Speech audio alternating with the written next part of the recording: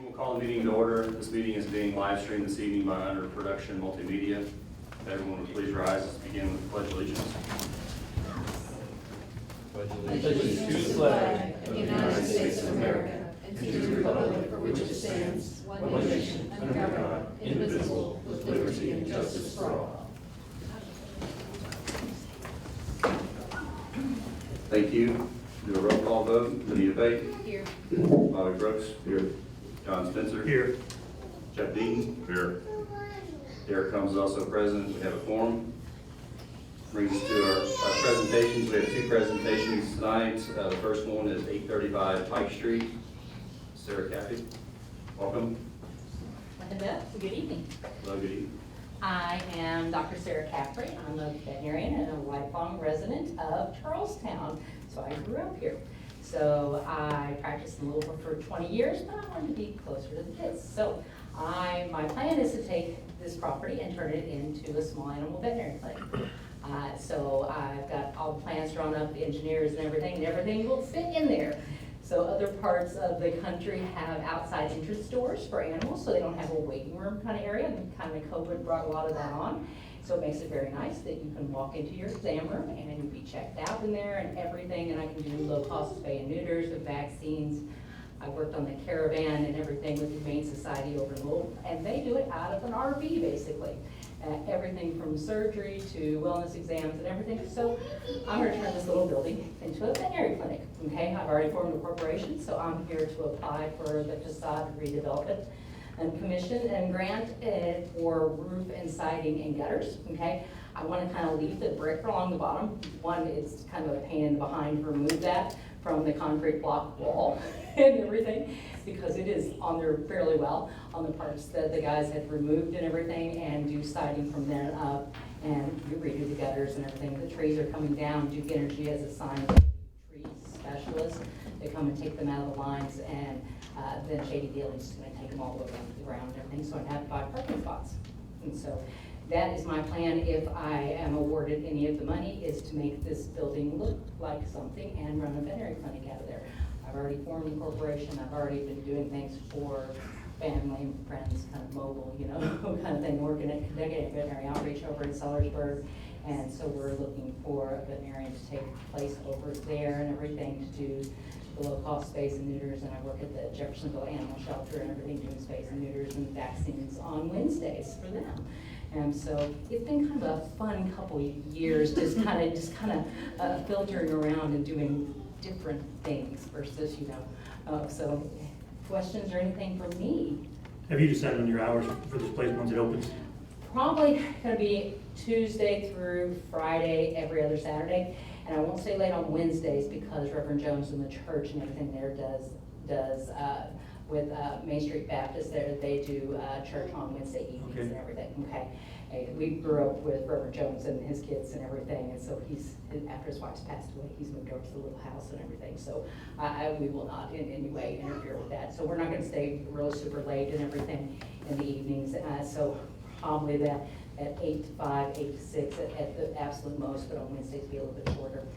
The only thing, Saturdays, you know, just because people can't get in during normal business hours during the week, and every other Saturday, even doing a half day, you know, that way people that have jobs that are 9 to 5, which is, you know, this is the first time in my life I've worked 9 to 5. It's very hard to make doctor's appointments and to get anywhere without taking an entire day off. I had always had Sunday and Monday off, so you know, you always had that day. But so, do you see any problems with? Okay, no, I was like. I was just curious what you had thought about in terms of your schedule. Yeah, well, and that makes it nice because everybody's got Sunday and Monday off and everything. I am working with a veterinary assistant I've known for the past couple of years. She's going to school in undergrad right now, and she wants to get into Purdue Veterinary School too.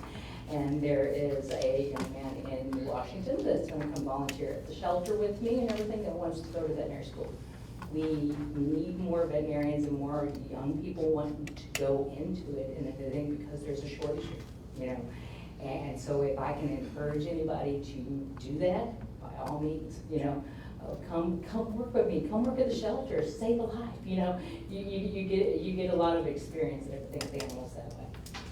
And one would certainly think you have a market with the two apartment complexes close by that young, I mean, small animals, that kind of thing, Yeah. they would be able to jump right in there. Yeah, So- I don't do any large animal, I wasn't raised on a farm, so, you know, it's one of those, I don't do the large animals, but I know there's quite a few grants and everything, they're trying to encourage large animal veterinarians because there's such a, basically a veterinary desert where I've got friends, and some of my daughters that they have veterinarians come over from Louisville and everything just to see their horses and everything because they can't get anybody, you know? So there really needs to be more large animal vets, and so they're doing grants for tuition reimbursement and everything. If you practice for 3 years in a rural area, and I hope you need someone to stay there for a while, you know, and start to practice it and really enjoy doing that because part of it's the human safety in health and screw-worm flies and everything coming closer and everything to the United States. And, you know, hopefully they don't reach Indiana, but I'm not completely convinced of that, but what they're putting out there with the health department and everything. So it's one of those, I think I will do fine. I have a lot of people in the community and a lot of people that have followed me from Louisville all around and kind of things because as a lot of people don't like the corporate idea of things, you know, when Chewy's buying up everything, Mars, and, you know, it's kind of an interesting dynamics, but this would be easy, convenient for a lot of people, and with the apartments there and everything being dog friendly, they have their dog wash and everything there, and you always see all the little dogs walking around and everything, and there's quite a few animals in the community, and the community cats and everything. You feed the community cats, don't you? I know you do. And what we do, the TNR with the shelter and everything, and so we released them and we took their ears and stuff. So a lot of people very much enjoy seeing them and worry about them. They don't see their community cat come up and everything. What's your target date total? I was hoping for the end of August was my hopes on things. I've got walls, everything inside. I've got the air conditioner, heating and air and everything sitting at my house, in my garage. I've got so much stuff in my house. I've got 1,200 square feet of time sitting there. Or, you know, I get the roof and everything done. They've already done the doors and windows replacement and everything. And the double door is an ADA compliant door and everything. And so, you know, I don't get as many people that are able to, you know, that are wheelchair bound, but I get a lot of people on scooters. So it's one of those, that way I can get pretty much, I have a door for anybody that is able to come in and everything. And if I can do some low-cost spay and neuters and everything there, because KBO is super busy. I mean, we've got people coming from multiple counties, coming from Salem, coming from Haley, coming from all around, because the clinic is so far away and so far booked up. And you know, people don't have to drive in local. So hopefully I can help the community, and we're working to put microchip scanners down at the park and hopefully at the state park and everything, so that way if a dog is lost, or someone finds it, they can go by and scan it and return it to them. And, you know, so we try to encourage people to microchip their animals so they can get back to them. You know, Louisville made an ordinance that they have to have a microchip in their animals. We've been doing a lot of people from Louisville even coming over to the Kentucky Veterinary Outreach and everything just to get a microchip. Because it's the ordinance that has to happen, because they've got so many strays that can't get back to where they belong. And it prevents them from going to the shelter. So they don't run out of space. I make a motion we approve the application for the facade grant for the location. And the estimate of the work, I mean, obviously, Dr. Caffrey's spending more than what was in the application, but that does qualify her for that maximum of $10,000. And it's reimbursable. Okay. So once you expend that, if it's approved, once you expend it, then you just would provide receipts, and then we would reimburse you for that, which we can work on that back to back. So. I second. We have a motion and a second. Any further discussion? Thank you for bringing it to them. Thank you. Thank you all. Thank you for your time. If none, I'll ask for a vote to approve. All those in favor, please say aye. Aye. Thank you. Thank you very much. I appreciate your time. Moves us on to our next report, the 2025 annual report from the Wheeler Group. Thank you. So as part of the Indiana statute, one, you're required to present your annual report to the Department of Local Government Finance and have that uploaded in their portal prior to April 15th of each year, which you've done. But then another requirement is at some point in that same year, you need to do a public presentation about how you've, operated and expended your TIF dollars. So normally we do that in June, so here we are doing that today. So some of these things will look very familiar to you because they're the same as they have been previously. So this is the 2025 presentation. Those were the commission members for 2025. You can go ahead. Other way. One more, there we go. These are maps, visuals of the TIF districts and the number of parcels. So this starts with your largest TIF district, is Central Charlestown Economic Development Area, established in 2005. It has 325 parcels. You can go ahead. Then it was expanded at 2 times. So the total area, it has 886 parcels. Go ahead.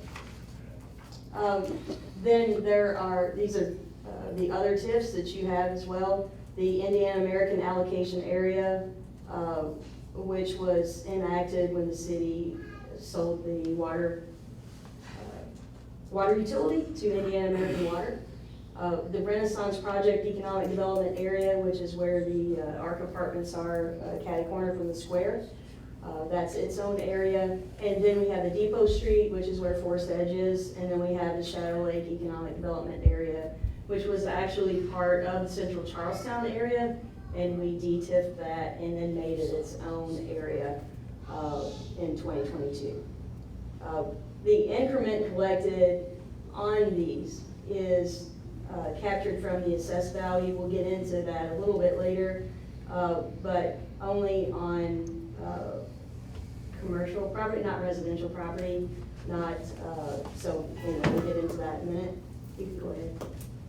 These are the overlapping taxing units that, because of the TIF, that revenue does not pass through to these units unless the Redevelopment Commission wants it to do so. So these are the overlapping taxing units that would be affected, or affected by this. So this is basic TIF mechanics. So the theory is that you have a base assessed value in these areas, and that due to various improvements that you make, that assessed value then increases at some point, and so you actually capture the difference in the base and the increment, and that comes back to the Redevelopment Commission for you to use in TIF. So you can go on to the next one. This is the same thing in a different way. Your TIF districts, most of them are 25 years. At some point in time, those TIFs could live forever, but now they've been capped at 25 years. So the theory behind it is, if not for the improvements that the community has made, then that assessed value does not grow. And once that assessed value grows and it falls off after the 25-year TIF in this example, then all of that new increased assessed value goes to all of those taxing units at the end. So then we get into revenues and expenses for the Forest Edge redevelopment bond. That's a little different because that was set up specifically for Forest Edge for the bond that the city issued to assist in that development. So this was taking excess money from that after we had distributed money to the Forest Edge development. This is what was left. So that's actually been distributed to the others. Then we get into Central Charlestown TIF, where it talks about beginning balance, ending balance after expenses. Then we move on to the next one, which is the Indiana American TIF. You see the fund balance, the revenues, expenses, and then the TIF cash balance at the end of the year. We go on to the next one. Same with North Clark Hospital TIF. That one obviously looks a lot different than the rest, and we can address that later. You can go on to the next one. Then the Renaissance TIF, which again, the ARC apartments, it's a small, probably the smallest one besides North Clark. It's the smallest one that you have. That finally has hit, and just to remind everyone that in Indiana, you pay taxes a year later. So just because something is completed in 25 or 26 doesn't mean that the city gets the revenue from that right away. So it took a year or so for, once that was completed, to realize the full assessed value of this one. So you can move on to the next one. This is for the bond anticipation note that the Redevelopment Commission had issued last year to fund the Commons project that's going on right now in the square. So that's what this is. And so that money was deposited here at the city, and that's in a TIF fund also, even though it's not directly related to one specific TIF. You can go on. Shadow Lake TIF, we have been investigating this with the county and with Baker Tilly. We feel like some of the parcels may not be adequately represented in the Shadow Lake TIF. It might be in the Central Charlestown TIF still, even though we have the parcels outlined and what should be in Shadow Lake. And again, this doesn't seem like a lot. That is one reason. Another reason is this is for 24 pay 25. So most of the shop and office at Christianity plus one of those industrial buildings may have been completed in 25 and may not have been assessed. So we feel like in 26, 27, you will get the full assessment for that. So you can go ahead. And then this is the Depot Street TIF, which again is the same situation. We see the development out of the ground, but that's not fully assessed until it's completed. So again, in 26, pay 27, we might realize the full investment there. You can go ahead. This is a neutralization report that Baker Tilly, the financial advisor, does and submits to DLGF. This shows what the captured increment assessed value was, what projected revenue was, what the actual revenue is. Just because we project it and we know what the tax bills are going to be and we know what the increment is doesn't mean that you always receive that revenue. That is precluded on people actually paying that property tax. Sometimes that doesn't happen. So there could be a little bit of a discrepancy there. That could be the reason. And then what we think the pay 26 assessed value would be about 136 million, and then the projected revenue from that would be about $3.8 million. Again, we can't bank on having that. This is just an estimate. We don't really know until until people pay and we can get the money from the county. You can go ahead. I'm not going to go through all of this. These are activities that have been done in 2025. There have been a lot of things that are ongoing, a lot of new things started. Forest Edge should be completed this year. I know there are people living in some of those apartments now, but it's not fully completed. And there are a lot of other projects that we're doing that we started this year. So you can flip through, probably go one more. One more. Sorry, one more. There's a lot of stuff in there, Jill. That's good. There's a lot of projects. You've done a lot of things, been able to do a lot of things. So this again is just future activities. You finish up the Depot Street revitalization sites. It looks so much different than what it looked like several years ago. And that should be completed. The big wrap building should be completed this year for sure. And the two outer buildings have already been completed for some time at least. You can go to the next one. And as you see, as long as the commission has the funds and is willing, and there are people that want to apply to continue that facade grant program, you've seen a lot of improvement in the city based on that. It may not seem like a lot, the $10,000 that you max that out at, but it really does go a long way and provides an incentive. And as I said, and we're going to talk about soon, there's a lot of different projects that are in progress and those that we will plan for in the future. I think that might be it. That's it. Okay. If y'all have any questions or comments about that? Well, we've said this before pretty much every year, but you do a great job of putting all that in place, and it does make us realize that we do more than we sometimes think we do, and that you can see the results. I mean, obviously you see them around the city anyway, but it's good to have that in a compiled form. So thank you for all the work that you do to prepare those annual presentations. A lot of the projects people don't ever see, especially things that are in the ground. But I think in the last year or so and coming up, there are a lot of really impactful projects that people can see coming out of the ground. It's easier to be able to see something, you know, than talk about doing underground infrastructure all the time. I appreciate you putting all that together. You know, a lot of times you don't understand what money comes from where and how it works, and you're able to explain that real well. And I really enjoy the facade grant, like you said. It goes a long way for people in Charlestown. I mean, if you go to the max and you get $10,000, you can put that towards something else. I mean, just like the building we just talked about and several others we've seen. So thank you for putting it together. Thank you. Thank you, Jill. Thank you for the annual report. That moves us on to the approval of the minutes. You provide a copy of the minutes from our May 12th meeting, regular meeting. That's for a motion to approve the minutes. Make a motion. A second. Motion and second. Any further discussion? None, I'll ask for a vote to approve. All those in favor, please say aye. Aye. Motion passes. Thank you. You're also provided a copy of the claims for the previous month. I'll ask for a motion to approve the claims. I'll make that motion. I'll second. A motion and a second. Any further discussion? If not, I'll ask for a vote to approve. All those in favor, please say aye. Aye. Thank you. Is anyone signed up for public comment this evening?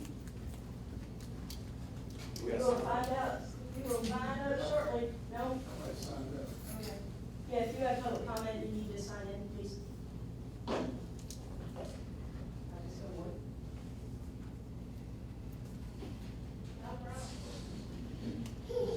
Sounds that exciting. You got a comment? What are you gonna talk about? You got questions? Those wishing to speak this evening at the public comment portion of the meeting will be asked to state their name, address, and will be given 3 minutes to speak. The commission will not answer any questions during the public comment period. You want to answer any questions? Y'all can't answer questions? No, it's just public comment period. I'm new to this, so I'm Okay. up there. Uh, How long has this commission been in? My name's Joshua Sadler. Thank I you. live 131 First Street. Thank you. How long has this commission been established? The Redevelopment Commission? This board right here, 2005, I believe. 2005? Does that sound right, Jill? All right, that's all I need to know. I think that's right, based on your report. I mean, because all this stuff y'all do up there, the tip, the tap, the graph, the this, and that, and so quick, none of the people understand what that is, man. They don't. I know what to do. They don't, but we gonna figure it out. Y'all tell us we're gonna figure it out for everybody. So, brother. Right. I should have answered that question, sorry. Probably not. But, anyway, that was the only person that signed up for public comment. Okay. Cool. That concludes the public comment. That moves us on to the Wiggler Group consultant report. Okay, thank you. I'll just go over a few things real quick.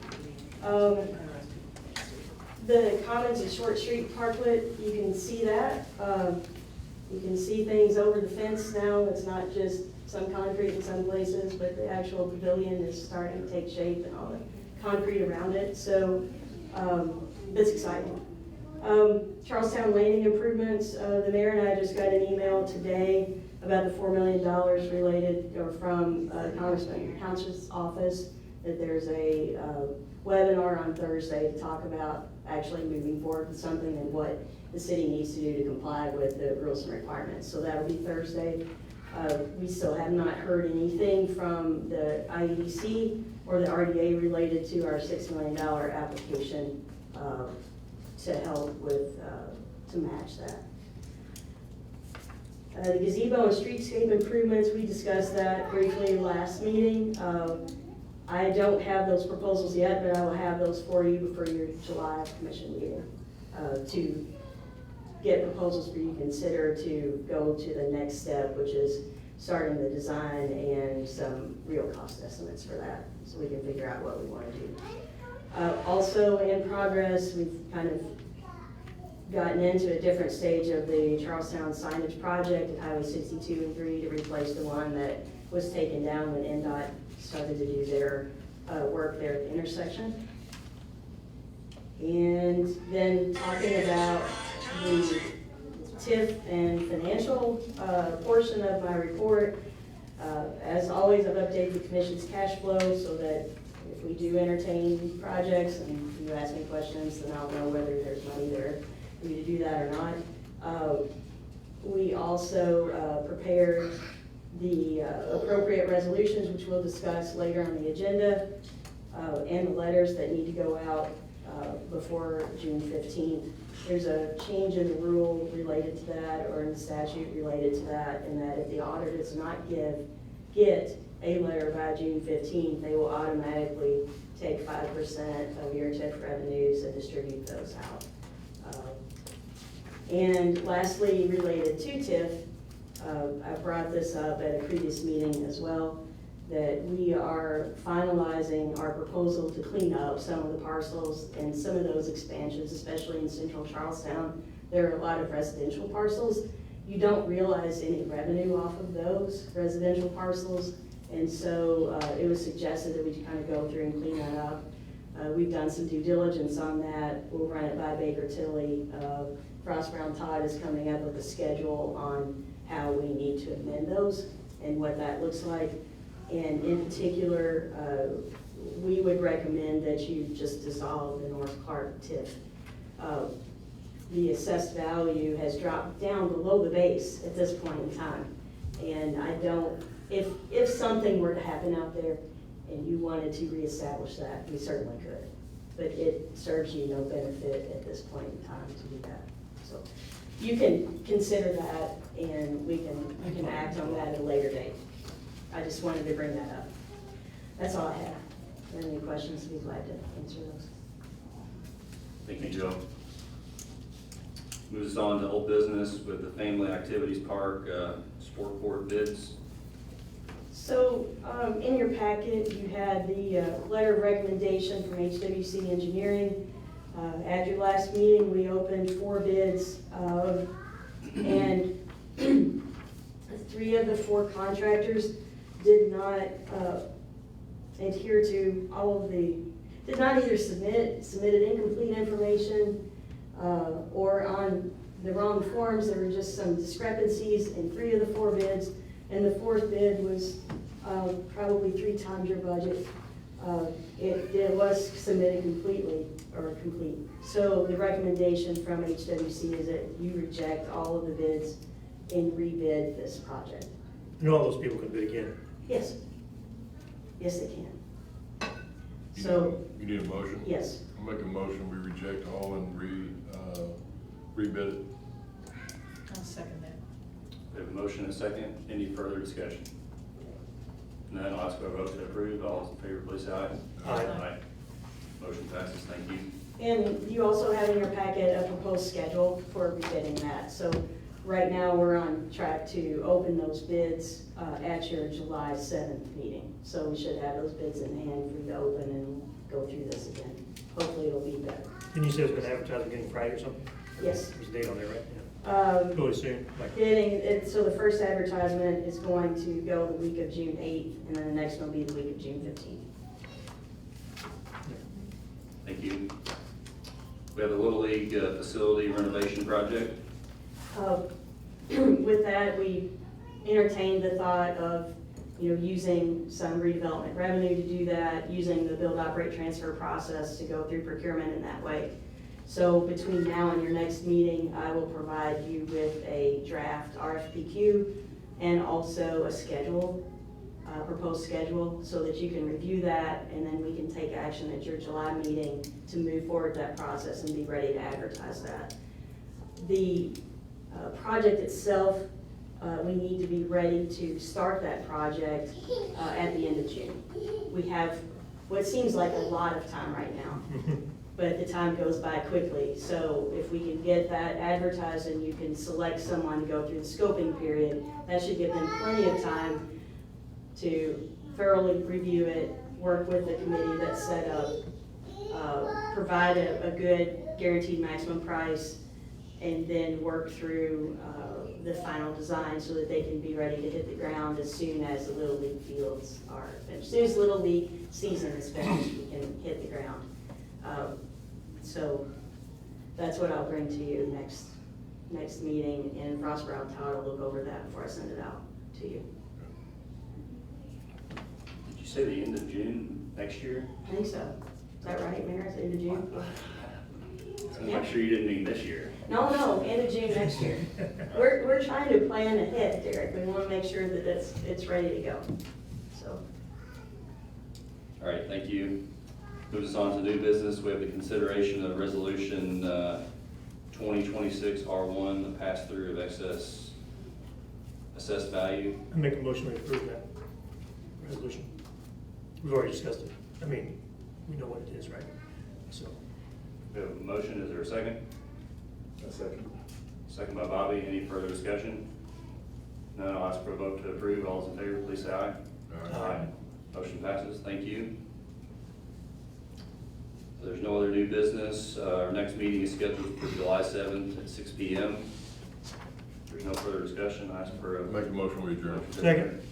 motion second. All those in favor, please say aye. Aye. Thank you all. Thanks, Joe. I really, that was a great report. Appreciate it.